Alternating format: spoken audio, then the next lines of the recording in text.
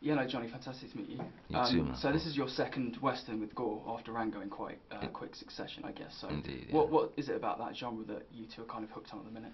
Um, I mean, I've always sort of appreciated the sort of, the Western itself, or the West, and the history.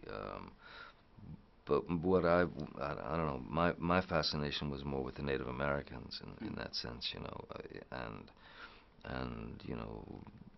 how they've been portrayed in cinema over the years, unjustly, unfairly, as savages or as lesser thans, or so that was really my fascination with the thing, and then Rango just happened to be, it was gore.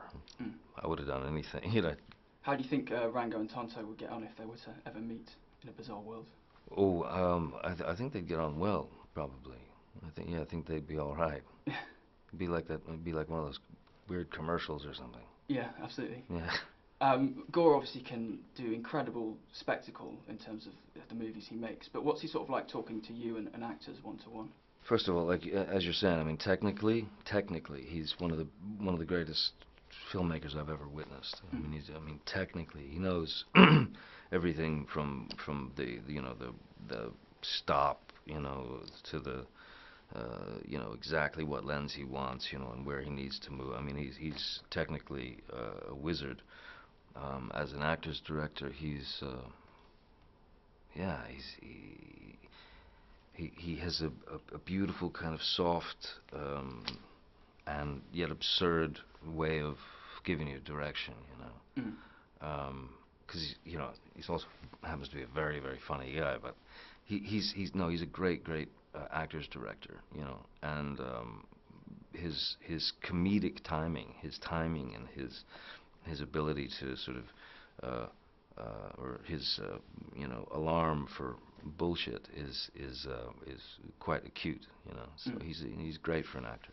You've told a story before about how when you were Jack Sparrow for the first time, Disney execs were kind of panicking a bit. So I'm wondering, Yeah. was this not the case at all with Tonto?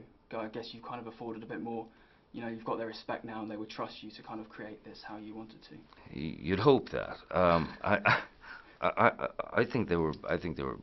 Yeah, they were probably panicking a little bit. A little bit. I don't know. But I will say, from the very get-go, that when I went with, I took these sort of test photographs with my brilliant makeup artist Joel Harlow, who we sort of came up with the thing together, and um, we did these test photos, and I brought them to Jerry, and then we brought them to Disney, and they jumped on immediately, So I got to give them the chapeau for that, Mm. that they took the risk. Is creating the look yourself something you try to get involved in very early on? Yeah, I wouldn't know how to do it any other way.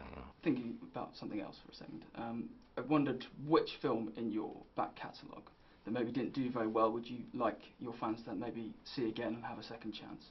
There's a film I did a few years back that had the horrible misfortune of being buried, um, buried and buried badly. Um, that I'm very proud of, really very proud of. A film called The Libertine, Mm. and it's about the Earl of Rochester, John Wilmot, who was a great poet and debaucherous being. But that's a film that I would love people to see, because I think about 17 people saw it. So. I was one of them. Oh, So, cool. yeah. Thank you. Looking ahead as well, you working on Transcendence, I think, or have you finished that? Or Yeah, finished. yeah.